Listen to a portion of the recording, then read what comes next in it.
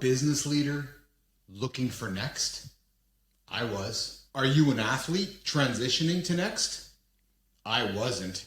If you're looking for your next, this is the space for you. This is the Business Athlete Performance Lab. Hi, I'm Keith Bilous, and this is Live in the Lab. All right. A little bit of weirdness in front of the camera there for anybody who's watching, because I'm like, hey, where's the button? Where's the button? I can't get it going. How did you go viral on TikTok? You were on America's Got Talent. How much did you get paid to be on AGT? Oh, you didn't get paid. Keith and Steve here in Live in the Lab. You're a great interviewer. I love it. 48 miles, 48 hours. And not just once. You ain't seen nothing yet. I hit 50 last time, and I'm like, yeah, things are a little different than they were 10 years ago. So trust me, things are to keep. You have no time for the BS that much of society seems to put on the table. Why is that? Like, what you're talking about is real right now. There's just no bullshit here, but it's just real. We brought you in with some Marley. I said, Joseph, let's talk music for a second. You said, well, Keith, oldies, 60s, 70s, and 80s. I've never talked to a sir before. Why are you a sir? In many ways, we're the same story. I came from nothing. You came from nothing. I think the old saying goes that if you want a trophy, you climb Everest. If you want respect, you climb K2. I've built an AI myself, and it's pretty fascinating when you can have a conversation with yourself with your own knowledge. Have you done that before? Why are we rushing to make these tools if they're all they're going to do is hurt humanity? Does the world need an Oppenheimer moment with AI? What a fun show. Boom! It's Monday. It's Monday. And I'm live in the lab, kicking off another week. Great shows lined up for us. Hey, did you catch the memo? We're now at -6 GMT. No more -5. So if you're listening somewhere around North America, we're on the Central Standard Time Zone. A little bit of funk bringing us today. The Central Time Zone, -5 GMT. We're now -6. I gained an extra hour of sleep. You notice? Had to turn the lights up today, make myself look a little younger. Nah, I just got more sleep. That's what I got. What a weekend it was. Man, we're supposed to have rain all weekend.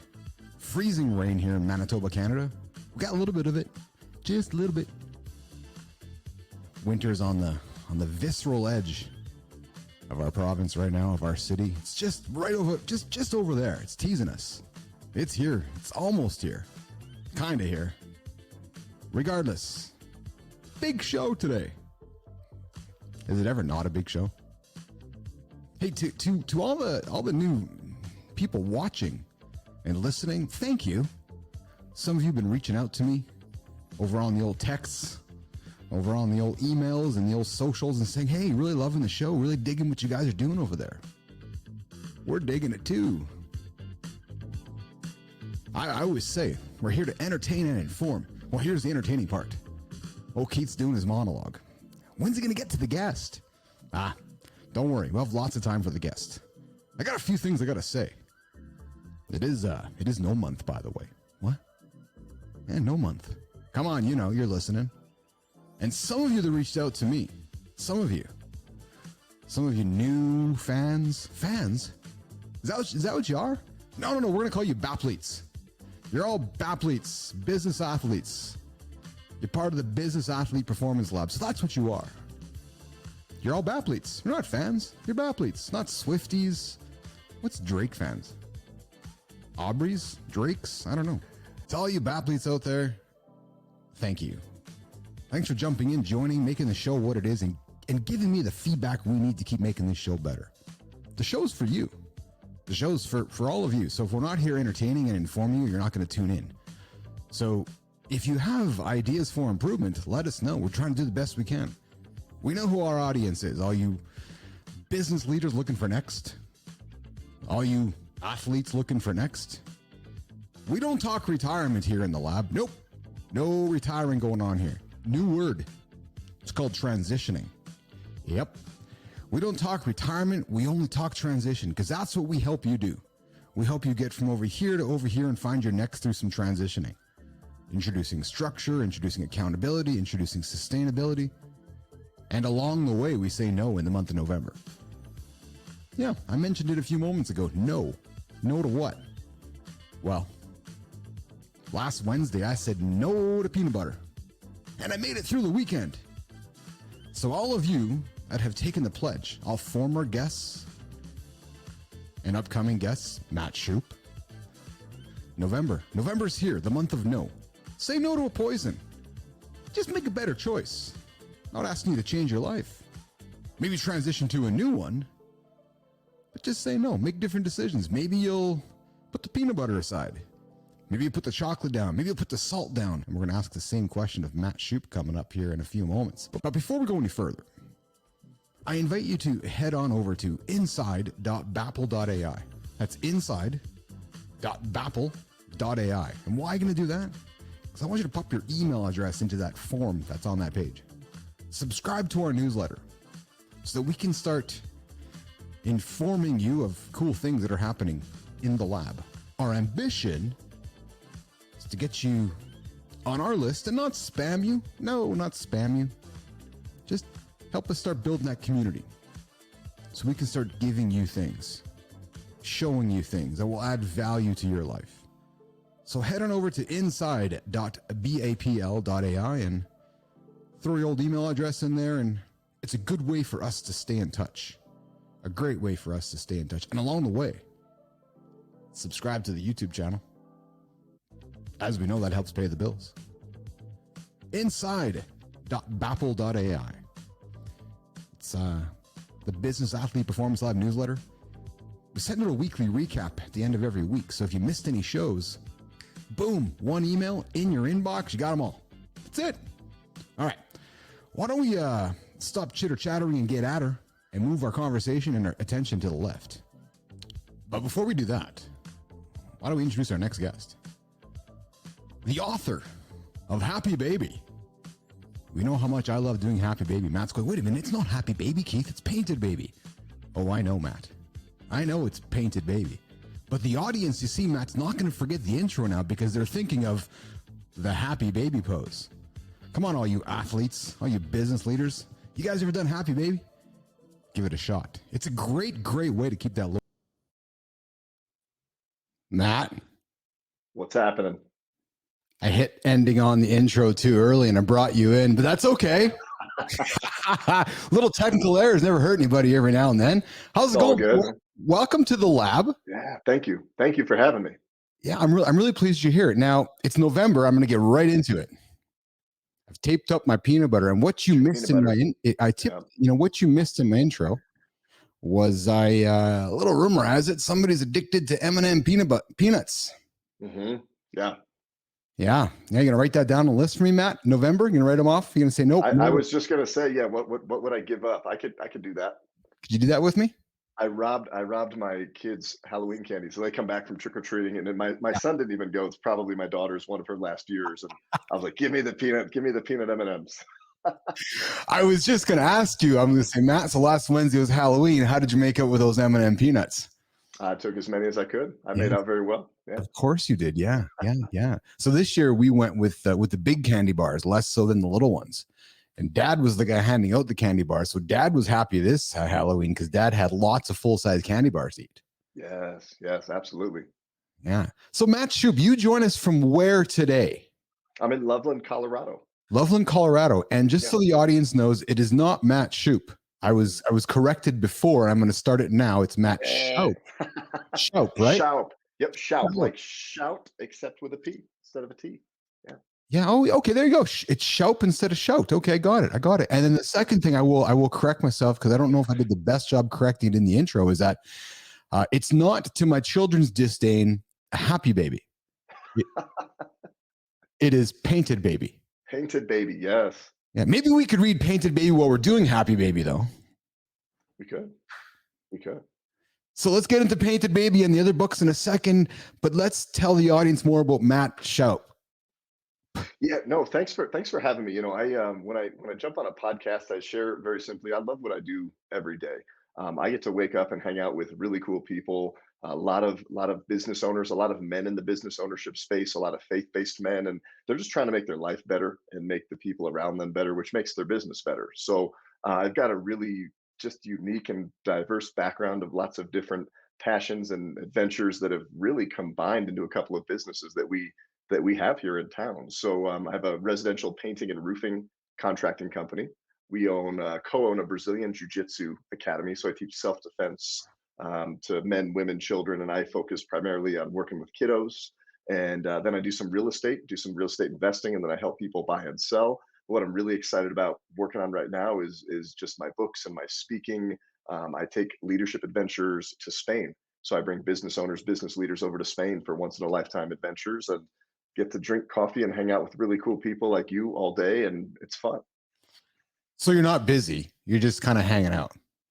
Oh, I'm, sometimes busy, sometimes hanging out. It's really interesting. I just had a conversation with my wife this morning. She's like, "What's your day look like?" And I said, "Well, other than this like HOA meeting tonight, which nobody looks forward to, just hanging out with cool people all day." She's like, "Well, you're gone from us all day, but it's not work for me, but Mhm. it's definitely work for my family." So just understanding when to turn it off is important.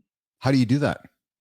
Just have to do it sometimes. I mean, it was hard for me for a really long time. It's just no matter how efficient, how many assistants, how much AI, whatever that is, like you got to get to a certain point of the day and say, I'm just done today. And there's still going to be more to do. I'm a visionary, so there's always 37 more ideas right in front of me. And you just have to turn it off and be okay with that. You said I'm a visionary. Yeah. Is that something you knew you have been, or is that something you had to be told through the Kobe Index, or did you just meet with Justin Breen?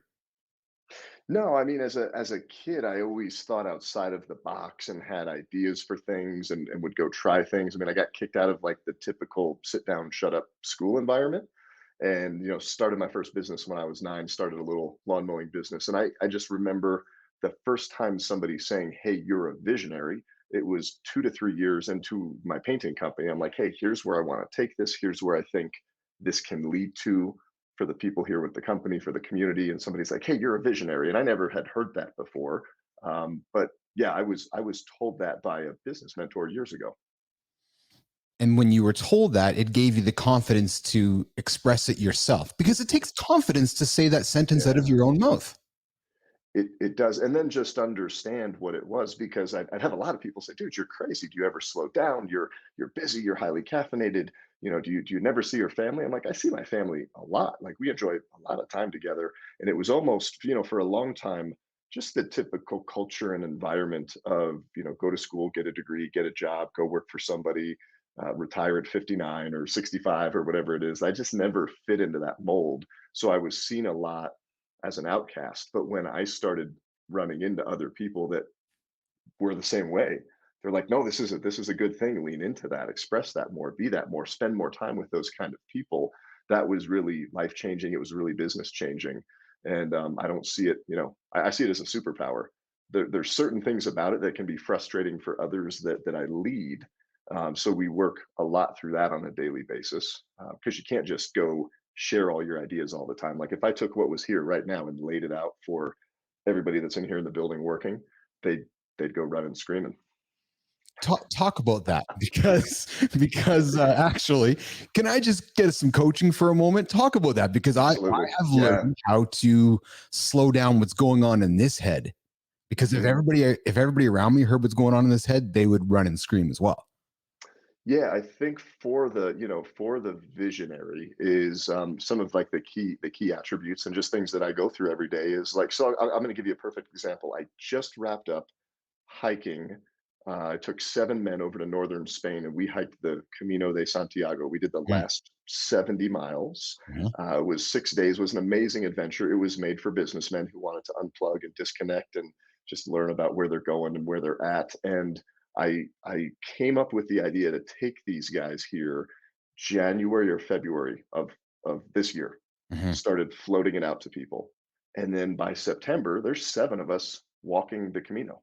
Right, Mhm. like we're in it, we're doing it, and in that process, my wife's helping me execute on things. So I'm sitting getting ready to get all of the materials, all of the content ready for this, and I'm already talking about like what the next one's going to look like. So for the say the executor, or the person that's really X's and O's, the implementer of my wife in this example, she's like, "Matt, I'm trying to finish the challenges and the surprise experience itinerary, and get all of these things ready for what you're about to go do in a couple of weeks, right in September.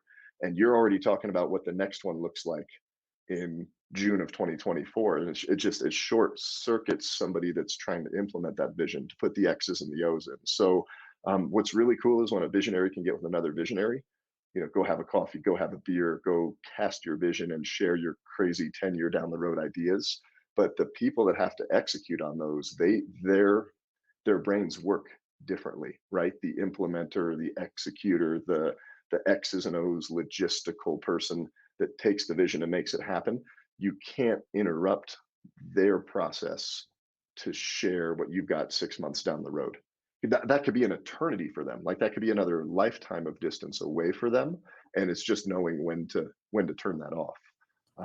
But then we as visionaries need spaces to get excited in, because we literally touched down. So we touched down from the Camino. I'm second day into this 6-day hike. I look at the guy next to me. I go, hey, your son could do this hike. He's 12.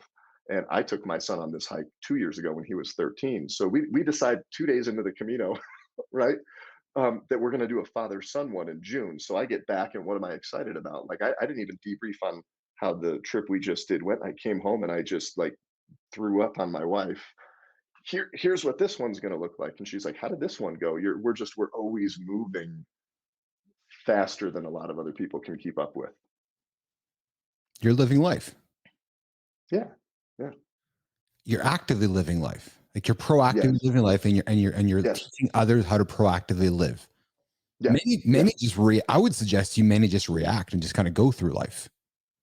No, they absolutely do. They let life happen to them, right? Yes. Instead of Yes. going out and being intentional about things. And there's things you can't control. There's going to be things that happen. Of course. But I think the mindset, it's difficult for me. And this is part of what I do, right? I like to get around people and get them inspired and excited to know who they are, know where they've come from, know the value their story has and what they want to do and where they want to go and who they want to serve with it.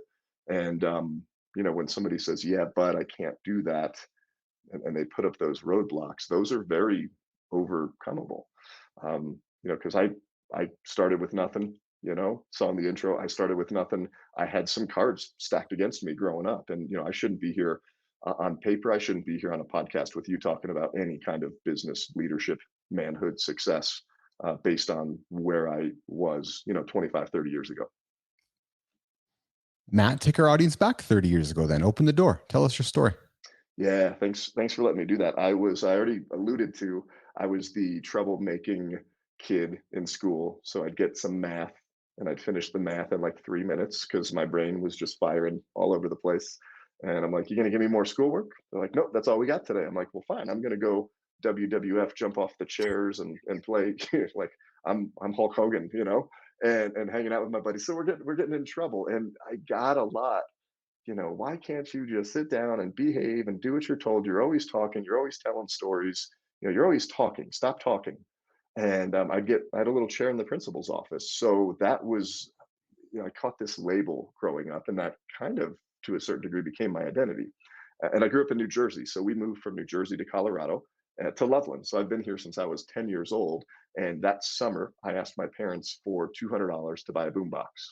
This is when compact discs just came out, and all the kids had boombox. You go to Radio Shack, and they were like $200. So my parents said, "No, sorry, you make $4 a week cutting our grass. If you want to work all year and do that, go ahead." And I said, "Well, that's too long. I don't want to wait that long." They said, "Find out a way to make your own money." I'm like, well, let me use the lawnmower. So I just knocked up and down the street, knocked doors, and landed little lawn mowing accounts. And I made a couple $1,000 over summer between fourth and fifth grade.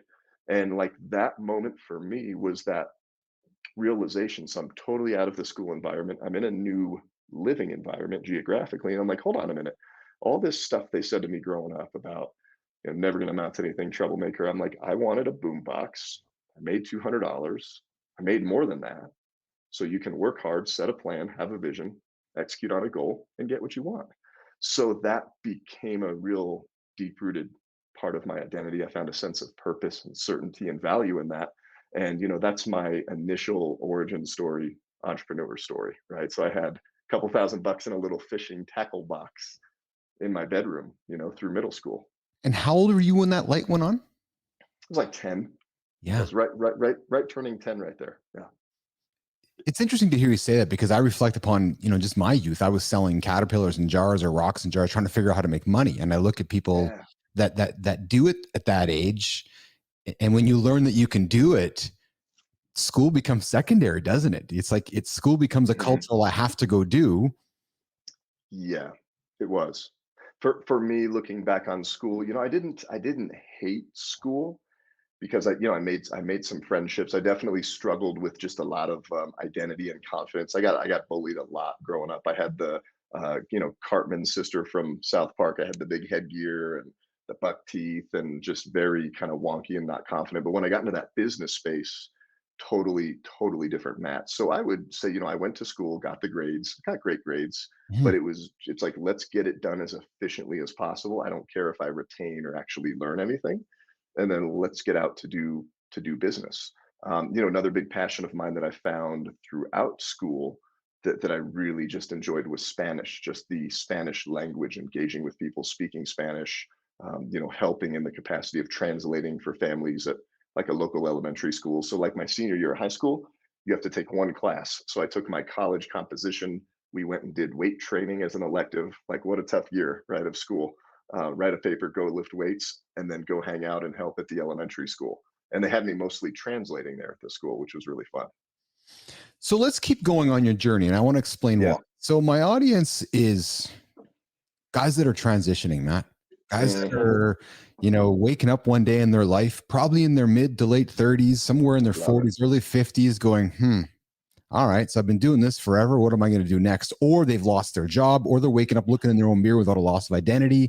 Retired athletes. One of Yes. the guys here, Dale Weiss, who's played hockey since he was 5 years old, wakes up at 32 going, where did my team go? Hmm. Right. So, Matt, let's continue your journey. And Yeah.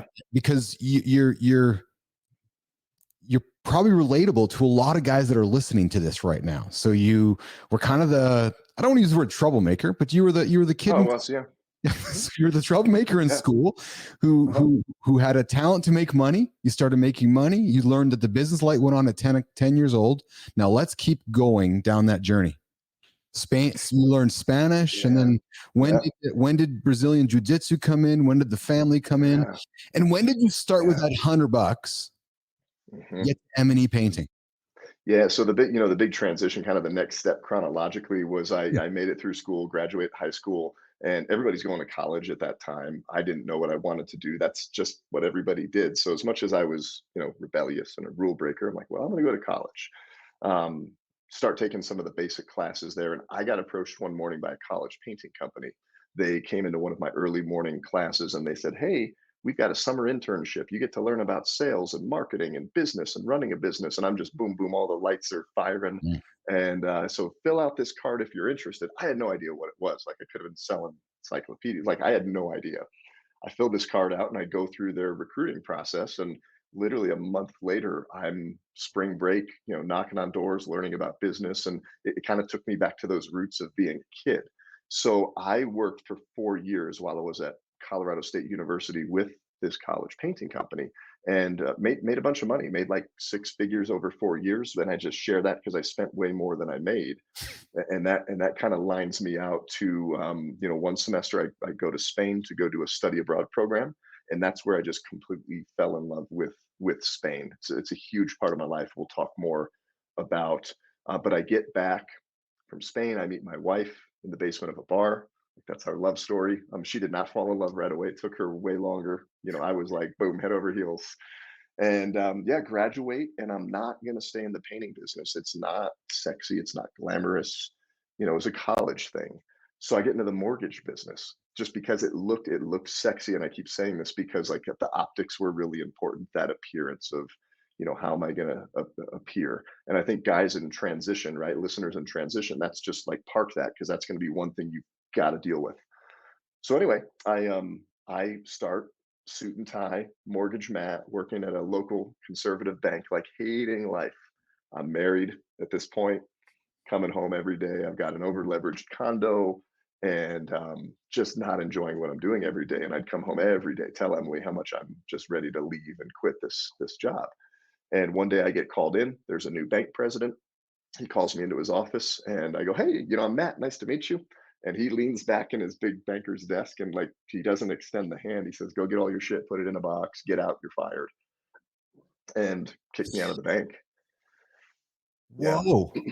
Yeah. Yeah, it was not, it was not kind. It was not, I'm not laughing um, at you. I'm just kind of no, no, exactly. I wasn't yeah, laugh expecting away. that was no, I wasn't expecting that was gonna be part of the story. Yeah, and I'm 23, and I'm still really angry from a lot of the part of my story. So another thing to Yes. park about optics, but like you will only be as healthy in your transition to in and out of business, whatever it is, as you are personally. Yeah. And like my default knee jerk was F you, I'm gonna fight you, So said some words to the bank president, like got my stuff, put it in a box, and I'm happy now. Like I'm super happy that it happened. Yeah. I've really been able to turn anger into appreciation Yeah. for the story. But at the moment, I'm like, dude, I got no money coming in. I've got six figures of debt and about a 12-minute car ride home to let Emily know, hey, yeah, got fired today. She goes, why are you home early for lunch? Did you get a long lunch? I'm like, permanent lunch. Freaking guy fired me.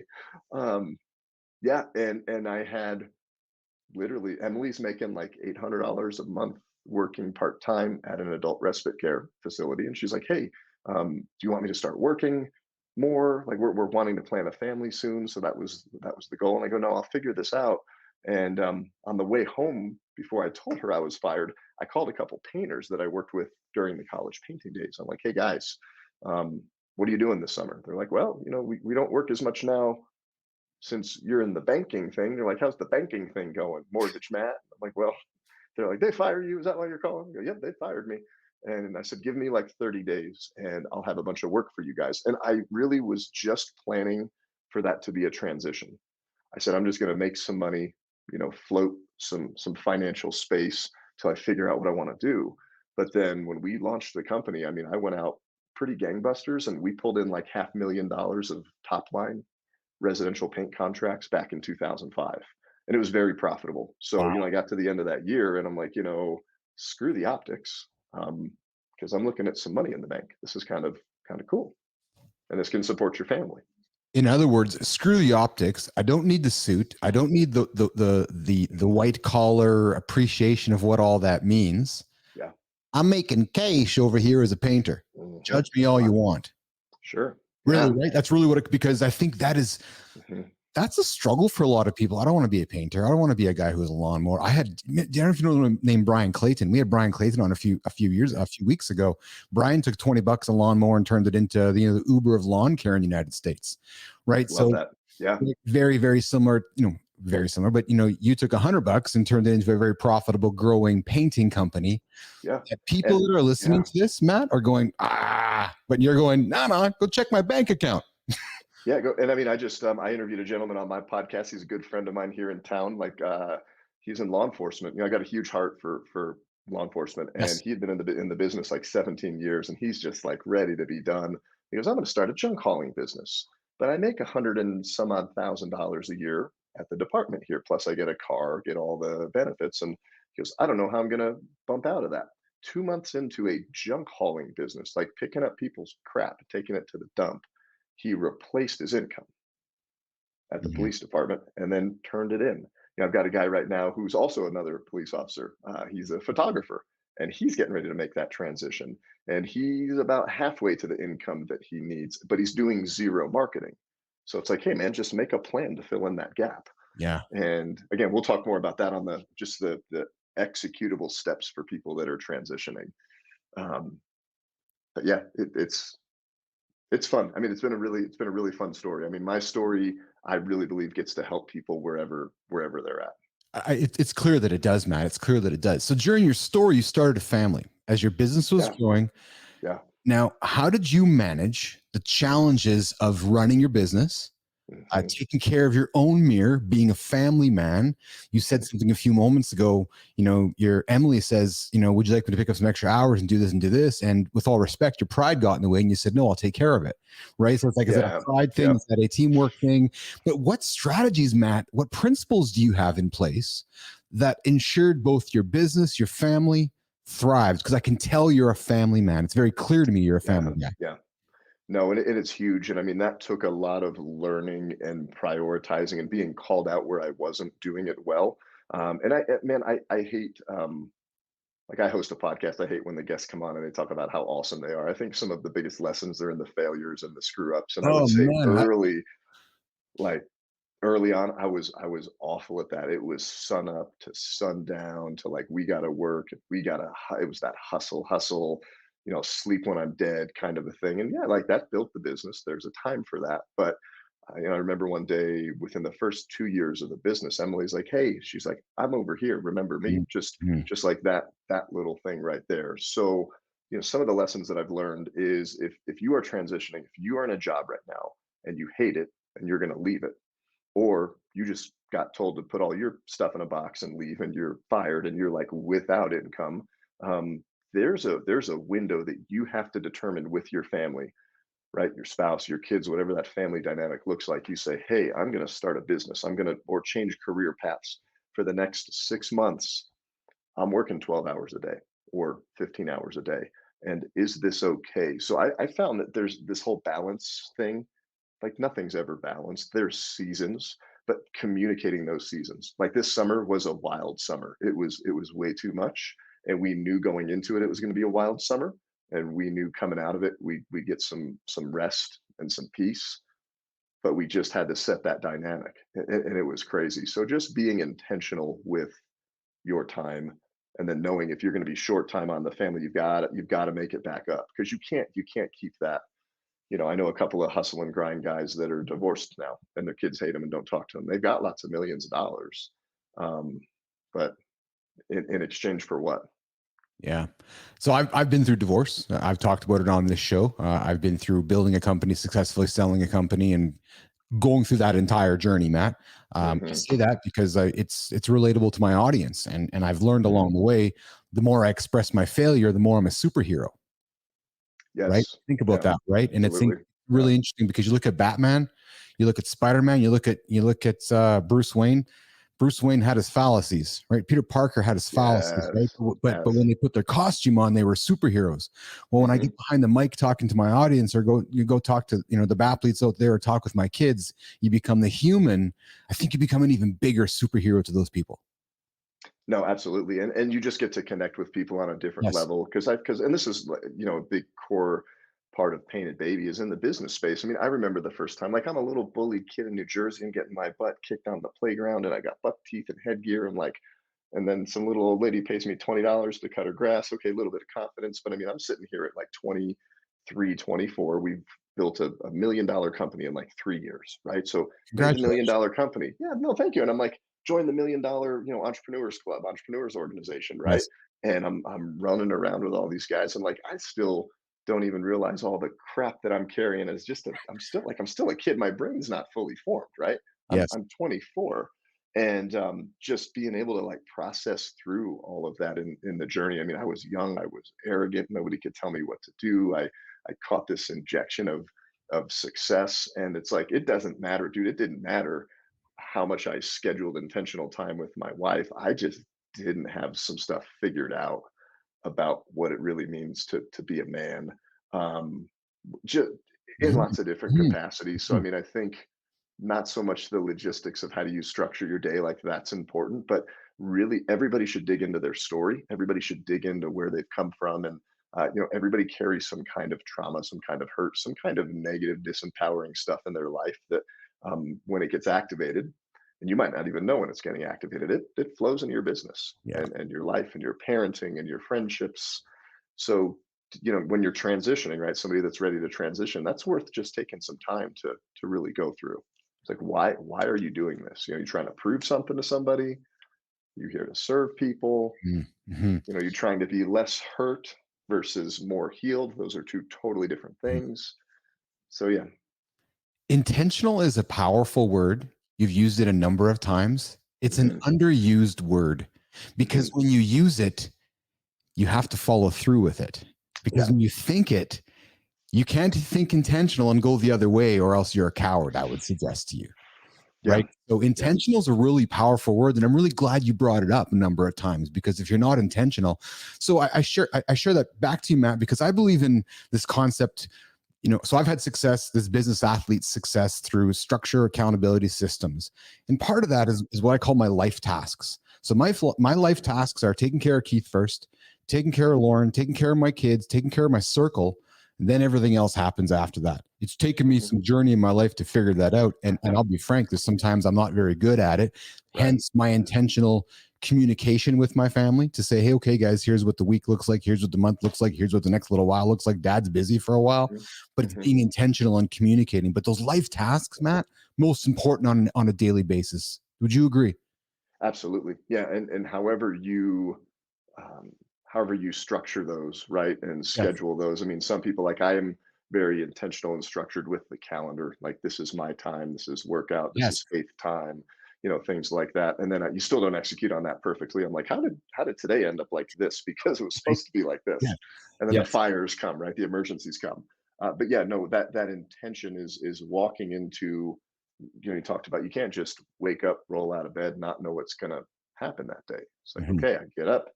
What do I want to accomplish? Who do I want to accomplish it for?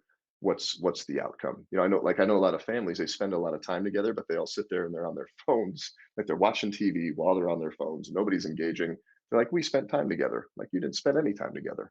You were all off in your own little worlds. Like, I'd much rather have 30 minutes of just an intentional phones off conversation with Emily and the kids to see how their days were. Mhm. Little debrief of the day. We love doing that every day. Mhm. Matt, you've spoken about being a man of faith a few times on this Yeah. show. What does that mean to you? Yeah, so I follow Jesus. I believe his story is true and that what he said is true. And that's what I'm betting my life on, and use him as the example to follow. And wasn't always like that. So I got picked up out of a field. I was almost dead when I was 19. I was on tons of drugs, tons of alcohol. That had been my story going on for a decent amount of time there. And I got picked up by a police officer. And the long story short with that is, he had two options of what to do with me that night. He first was like, okay, is this kid gonna die? Think he's okay still? And he's like, do you want to go to the drunk tank or do you want to go home? I'm like, I want to go to the drunk tank. He's like, well, then you need to tell me how to get home. So I told him. I still knew where I lived, and he took me home. And at first, he was very condescending, very judgmental, very stereotypical police talk and attitude, right? Casting judgment on me. And then he takes me out of the car, walks me up to the door, and he says, "Hey, Matt, like, the reason I was so pissed and angry and upset with you, because he was letting me have it in the car about why I shouldn't have been doing what I was doing." He walks me up to the door and he's like, "Hey, the reason I was so upset is because I came from another department in a bigger kind of metropolitan city, and there was a kid that really reminded me of you. And we picked him up. He was doing the same thing you were doing. And instead of taking him home, we took him to the drunk tank, which turned to the hospital, which turned to the morgue. And then I had to go drive and tell his parents, that their son's not coming home." So he totally changed his tune and began to show me just grace and love and forgiveness. He didn't quote a Bible verse, like, he didn't pull out John 3:16 or slap me with a Bible or anything like that. He just human to human, man to man, showed me some love and compassion and some grace. Like, he had all the control and authority to, like, take me to jail and punish me. And so I go home and I wake up the next day, and I'm sitting there thinking about this. And I had been presented with the story of Jesus a lot of different ways from a lot of different people who followed him, Mhm. but they followed him in very interesting ways. And I mean, I was so turned off by a lot of that. And again, I'm angry. I've still got my own stuff going on. So I was like, I was looking for the bug in the weeds per se. I'm looking for them to fail at being perfect and everything. So I just said, hey, at this point, like, I've got to decide if this story is true. And I read a couple of books written by Lee Strobel. He was a journalist who went out to disprove the story of Jesus.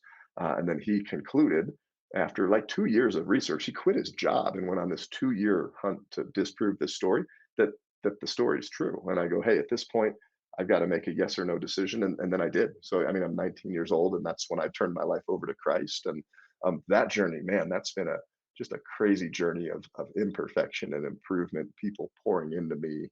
And I would share, though, that I hadn't really been super bold in my faith. I wouldn't have jumped on your podcast last year and told you that story, because I felt like it had to be separate. Like, I had to compartmentalize it from business and everything else that is a part of my life. Yeah, so I've just been boldly sharing my story and my faith, and it's been really cool. So I just got goosebumps. I have goosebump moments throughout these shows, and I just had another moment with you or with this guest to my audience who are watching or listening, and I'm just kind of rivaling some emotion right now.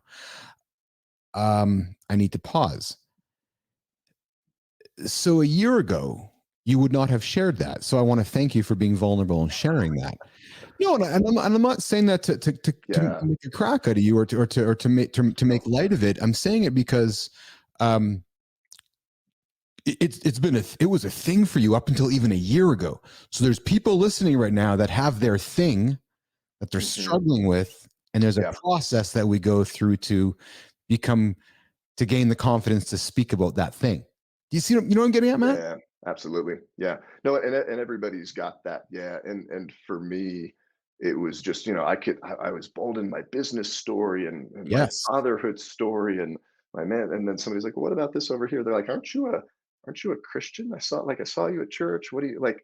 If They're I may like, this is, interrupt your identity, isn't it? It's part of your yeah, identity. And you're like, well, wait a yeah, minute. I'm not really yeah. true to my identity if I'm not including this part of it. And for me, it was, and I think it was maybe a cop out, if I want to say it that way, is, I don't need to say, like, I'm going to come on your podcast and I'm going to be kind and I'm going to be loving and I'm going to be compassionate. And then you're just going to know that I follow Jesus, right? I don't need to say it. I don't need to lead with it. Mm. Right. And I just thought that was the case for a long time, and it wasn't. I go, I'm missing opportunities to share that with people, and it's been really cool just because I get to speak to a lot of men. I get to a lot speak to a lot of men that have found their faith, but then also guys that are circling like right outside that edge. They were circling right where I was, right as I'm doing all these drugs and alcohol and chasing the women and getting messed up, like to the point I Mm. should have been dead every weekend in college Mm. for an entire Mm. year. I don't know how I was alive the next day after these nights. And there were just these people in my life that, they weren't judging me. They were just, hey, Matt, you should check this out. Come have a coffee. Check this out. So I think not asking somebody a question that could help them make their decision about eternity is like, you can't not ask that question. You can't not have that conversation. Finding Jesus helped you find purpose, Matt Shoup. Yeah. Would I be correct in that? Yes, absolutely. Yeah. Yeah. Gave you clear purpose. You froze up there for a second. So gave you clear purpose, didn't it? Yeah. It Yeah. absolutely did. Yeah, it absolutely did. And then a year ago, um, that purpose was reignited when the Mhm. light went on, and you're like, no, I got to share this. And there's a way to share it in a way Yeah. that people will embrace me and will embrace my message and not look at me as the stigma Christian guy. And I mean that with all respect, right? No, I'm serious though, right? No, no, man, I get it because it was like it's like I don't want to come across. There was this guy in the dorms. You Okay, like don't. I share. You don't. I appreciate your authentic genuity about you. You don't. Right. Yeah, no, and it was just like it was so funny because as I'm just so close, like I'm so hammered every weekend, right? And I'm coming back to the dorms. It's 2 in the morning, and I'm drunk, and I'm hungry, and I'm walking down the hall smelling Chipotle like steaming out of the door of this door room, and then I hear the guitar music because it's this guy named Brad, and he's got all his little friends. He's like in his cargo shorts and his wife beater, and they're singing Jesus music, like having a Bible study. It's like it's now Saturday morning, right? So Friday night's passed, and it's 2, 3 in the morning, and I'd walk down, and I'm cursing, and I can't get this tonight, and I'd walk past the door, and I'd always stop. He'd always look at me. I always look at him. And he's like, "Hey, Matt, what are you doing? Are you drunk again?" And I'm like, "Yeah. What are you doing? Are you talking to Jesus or something? Like, what are you doing?" And I'm like, "Did he offer me some Chipotle? Because I was high and I was hungry. I couldn't. No, no, like I'm being funny because it's funny, and I think back, and I'm getting to the point, like, Yeah. dude, no, he's judging me. Yeah, I thought that was you. I could smell you coming down the hall. So every weekend, I would literally get more drunk and be more loud and more obnoxious, and then he's putting it on, and we're just, butting heads. And I go, hey, like, how cool of an opportunity would that have been for him to just invite me in for some Chipotle and just be kind, right? And just, so I'm like, man, I just don't want to be that. But you can't take those experiences. You can't take so for your listeners, right? Maybe you're about to step into something. Hey, I'm going to be a business guy now. And man, I've got all this fear because my uncle was this business guy. He was a really bad business guy. He did bad things, and you carry this stigma from a negative event in your story in your past, and you don't want to become that. You just got to remember like that. Just because it was him, just because it was that, doesn't mean you're going to carry that. Business entrepreneurship, you really get to define what you and your company stand for. It's just an extension of you. Mm-hmm. It's taken me this show to regain my confidence that I've lost along the way here. So when you speak Mhm. about coming out a year ago about, I'm a man of Christ, I follow Christianity and I'm okay with it. It's part of my identity. Yep. Um, it's a vulnerability that people want to hear about. And when they do, they want to then follow that. Right. So Yeah. that's again, back to that superpower that you have. So cracking a funny joke with you, Matt, before the show started. And I said, hey, we try to do 45, 50, 52 minutes. And you're like, Uh-huh. okay, well, if I'm at 25 minutes, I know we've sucked. Well, you can see the clock like I have. We've clearly been doing a hell of a job I here. don't suck. So before we say, I don't want to say goodbye, but before we have to start wrapping up to saying goodbye, Yeah. I want to throw a Yeah. couple things out on the table. So, being a business athlete, includes that athletic, mental, emotional side of Yeah. things. Yeah. Brazilian jiu-jitsu, big part of your life. God, Big, gotta big talk part about of your that. life. Yeah. Yeah, let's talk about that for a few moments for our audience. How has that So influenced your personal, professional life, and how do you fit that in? it's saved my life. It sounds cliche, but Mhm. I think I would have seriously hurt somebody or hurt myself throughout my journey and story if it wasn't for Brazilian Jiu-Jitsu. I would not be the man that I am on lots of different levels and lots of different domains. So because I was bullied as a kid, I vividly remember this. Right, so I'm in 10th grade. I'm little skinny, lanky guy, and this girl walks up to me and she squeezes my arm, and she's like, eh. And then she goes over to this big dude, squeezes his arm. He's standing, dude's jacked. She's like, this is what girls are looking for. This is what your arm needs to look like. Like I remember that. So I started lifting weights literally the next day. Like, where's the room? Take me to the gym. So I just start getting, I start filling this void, lack of confidence with like getting big. I figure the bigger muscles, the more, and people start looking at me. So like when I started doing that, people are, oh, hey, how's it going? Girls are saying hello, but had absolutely no idea how to fight, how to defend myself. I was very lippy, very mouthy. So I'm college painting days. I'm out with the college painters drinking one night. We're in downtown Denver. There's like 20 of us, and a lot of us are kind of meat heady, and we're drinking. We're very intoxicated. Four guys walk by. They say something. I go, yeah. What are you going to do about it? There's 20 of us. There's four of you, and these four guys charge 20 of us, and then the 20 of us become two of us because these guys got really big and they kicked the crap out of me. Like they put me in the hospital, messed me up. Fast forward 3 years after I meet Emily, I'm still, still lifting the weights. Her dad, he's a Christian man of faith. He's a counselor. He's just the nicest, like biggest teddy bear you'll ever meet. And he goes, "Hey Matt, so yeah, have you ever thought about martial arts? I heard you got into a little bit of a rumble down in Denver, and maybe you should go check some things out." So I studied Krav Maga for 4 years. What he was effectively saying is like, hey, if you want to marry my daughter, you need to know how to protect her, how to defend her. And I do this Israeli hand-to-hand combat stuff, but there was nothing on the ground, right? There was no groundwork. So we move, and I'm driving by this jujitsu academy every day, going to continue to lift weights. And I'm like, I'm gonna go in there and show everybody my striking skills. Like, oh, mixed martial arts. Yeah, I watched that on TV. I'm gonna go in there, and so I roll in after a workout at the Gold's Gym, and I come in, and there's not a kickboxing class. There's all these guys putting these pajama suits on and putting on their belts and rolling around on the mats. I go, what is this? They go, oh, it's Brazilian Jiu Jitsu. And I said, oh, it sounds fun. What's the goal? And this dude, he grabs me. He goes, oh, you're going to have fun, big guy. He's like, all you need to do is just go grab one of the guys out there and throw him to the ground, get on top of him, and then, put a choke. You watch UFC on TV, right? Do a choke or an arm lock. I go, okay, give me the big guy over there. They're like, no, no, no, no, go with Timmy over here. And Timmy's, I'm 220 pounds of just meathead. I'm 27 years old. And they're like, go with Timmy. He's 14, 140 pounds. I'm like, sweet. You guys sure about this? They said, we're sure about this. Timmy, is Timmy sure about this? Because Timmy's going to get it.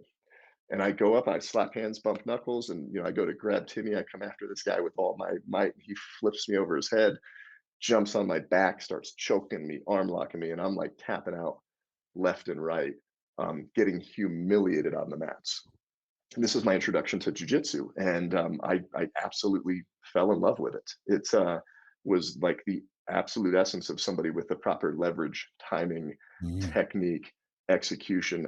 He didn't have another 100 pounds. He didn't have it, so he wasn't going to try to outmuscle me. He just used it when it was effective. Used my strength against me, and that's literally just how business and leadership works, right? It's like you have what you have when you're going to make this transition, start this business, and you use it the right time, the right technique, in the right amount, it can become your greatest asset. Um, but yeah, I was super pissed when I left that day because I'm like, how does this little kid do this to me? I want to learn how to do this to somebody else, and that's initially why I kept coming back. But throughout my journey, as I've gained more skills, I started competing. I started teaching kids, especially. I'm like, this is not what jujitsu is about. Having these tools, like it's the last thing I want to use. I've used it like 3 significant times outside the academy to legitimately defend myself and my family. And each time I've used it, it's been at a higher level of training. And each time I've used it, it's been more contained. It's waited longer to come out until it really, really needed to. And it's just a beautiful thing. So, when I teach kids now at the academy, I'm like, you guys are going to face what I faced as a kid. Like bullying is not going to go away, but you're going to have all these different tools that I never had. And it's a beautiful thing. Okay, so my audience is going to want me to ask this question. If I don't ask it, they're going to say, Keith, why don't you ask the question? So you may have to go into a little bit of overtime here, my friend. And I know We can roll. what the clock is. So No, I'm good, man. you had to use the jiu-jitsu out of the Yeah. studio 3 times. Hmm. I'm listening.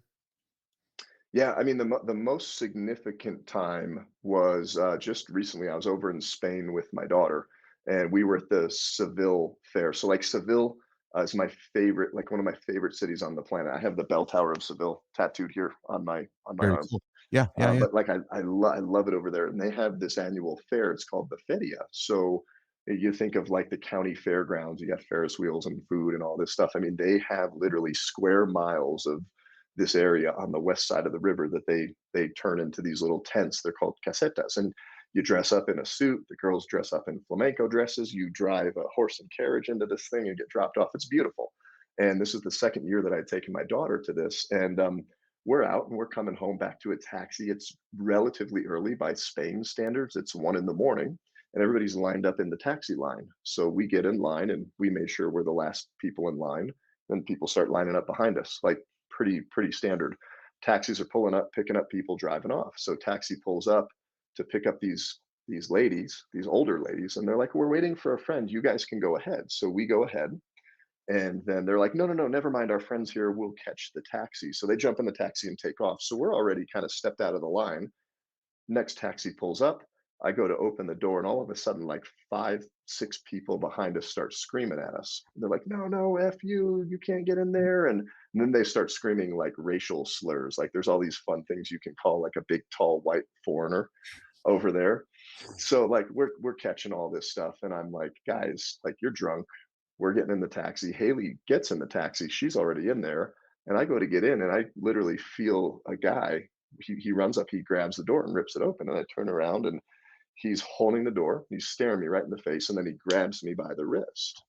And I'm like, and I speak fluent Spanish, right? So I'm like, "Hey, bro." And he's like, "You effing white." He's calling me Polish. He thought I was Polish, right? Mhm. Okay. I'm not Polish, dude. But anyway, let go of me. And I circle out, and he grabs me again. So I circle out, and then I give him a little push. And this all happened pretty quickly. The push turned into he keeps grabbing me. And then I pushed him into some of the other people that were in the crowd. And then these people started antagonizing him. So instead of coming back and grabbing me at this point, he dives into the taxi and tries to grab Haley. And she's 12. And she's trained. Haley's okay. Haley's trained jujitsu since she was 4, right? So she's in there all dressed up in her flamenco dress, and she's got the little wooden fan. And I mean, this guy dives in. I'm like, all right, I'm gonna just choke the guy and pull him out of the taxi. And she hits him. She cracks him with the fan. he backs out. I'm like, okay, like now we're fighting. Like now I have to physically do something to make a statement with this guy. Well, yeah. And he grabbed me again, and I spun him around and just twisted his arm in ways it shouldn't have been twisted, and he had to go get an X-ray after that, like a pretty serious one, because it was just the beauty in the situation was like, hey, conversation, no, setting boundaries, no, no, no. Okay, starts to get physical. I don't need to go smash the guy in the face and put his nose into his brain. It was like, dude, just stop, just stop, just stop. But then it's finally okay. There's a point here where I have to escalate this thing to a point where it's making a statement because other people are now approaching the taxi, rallying around this guy.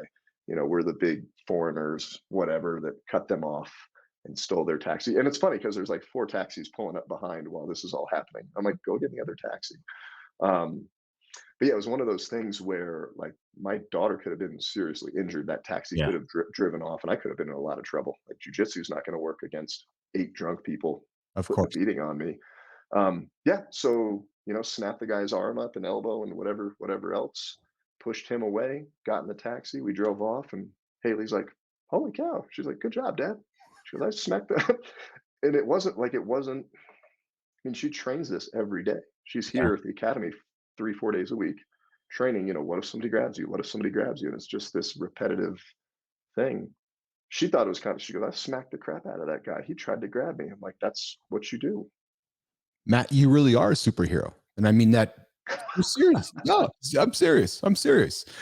Matt, so listen, what did I need something from you? Yeah. You're a successful entrepreneur, you're a successful man, you're a successful father.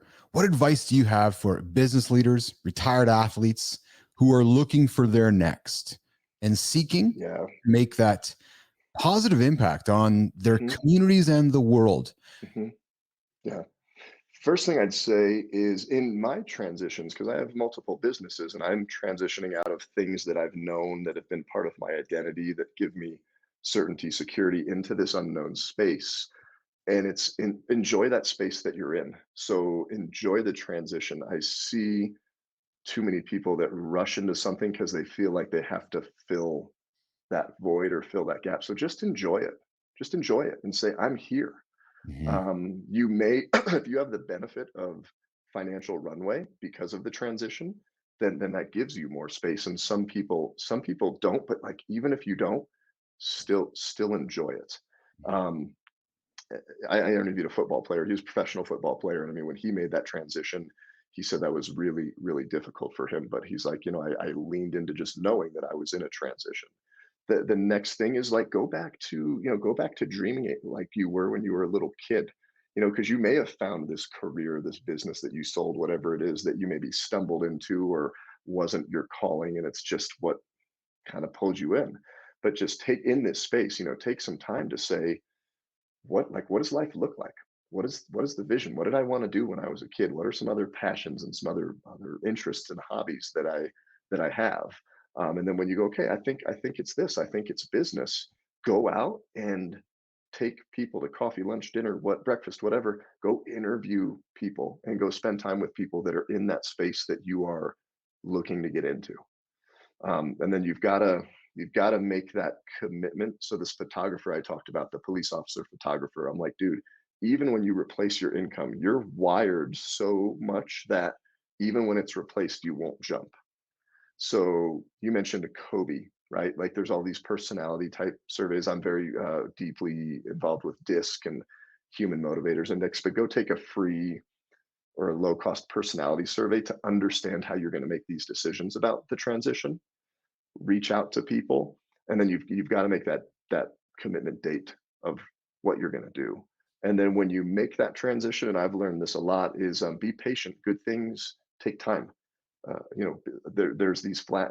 I had a flash in the pan business success, right? My business grew really quickly, but to have longevity and to have something that really builds over time, you got to give something a decade. Hmm. and, Yes. and we're too short-sighted because of all the crap on social media. It's like, hey, I did this and I got this many, I own this much real estate in 22 months and I did it with everybody else. Like, and just everything that's out there, whatever it is. I'm not knocking the real estate guys, whatever the stuff is. It's like, no, it took 20, this is like a 20-year journey, 30-year journey. for me. Nobody sees the 30 years before. They just start hearing about it when it's all said and done. Mhm. Matt Shoup, now over the hour together, I have not given you the opportunity at all to talk about Painted Baby, become an award-winning company, any of the speaking tours that you do, and the books, and all the other successful things that you do. So at this point, as we say goodbye in a few moments, I'd like you to take an opportunity to plug what you want to plug. Make sure the audience knows how they can find you, what they can get from you, et cetera, et cetera. No, I really appreciate you for letting me do that. You know what I would tell everybody is if you go to my website, mattshoup.com, what I tell everybody to do is grab the free tools and resources, right? So I've got some really cool leadership and business resources, a free business video coaching program, the personality survey called a leadership language survey. And that just kind of gets you into my world and community. So, I write a weekly blog. I have a weekly podcast where I have some awesome, amazing guests here in studio. So, like, if you're ever in Colorado, in the Denver area, you've got Yeah, to come out. We'll jam on some coffee and 100%. hang out on the podcast. But then from there, yeah, go buy one of my books. I wrote a book called Become an Award-Winning Company. It's 7 steps on how to win business awards and then leverage them to get some really good free PR and advertising exposure.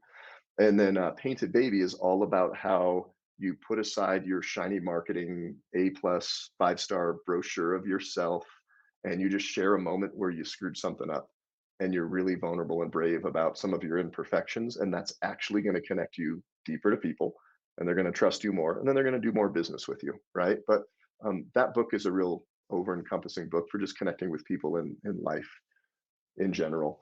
And then, so that's kind of the $20 entry point to get into my world. And then I've got some video coaching programs about marketing mastery, time management. You can see it all on the website.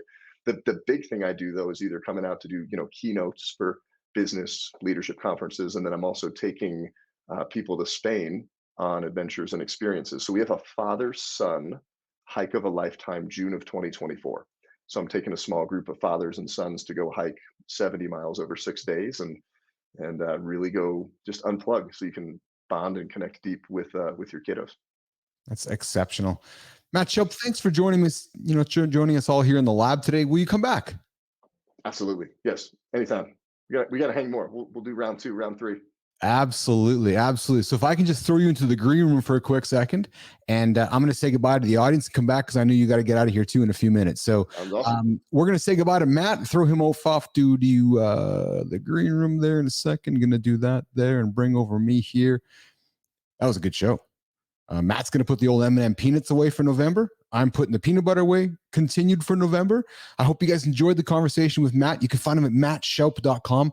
I'm in a rush. You know why I'm in a rush? Because Matt only has a few minutes. I want to go say a few things to him off the air. So we're wrapping up today's show. We're back tomorrow with another Matt. Matt Rouse joins us tomorrow, live in the lab, noon Central Time. Not -5 GMT. No. It's -6 GMT. I'm Keith Bilous. I'm out of here. I'm live in the lab. Yeah, once I figured out how to turn the button off again. There we go, right there.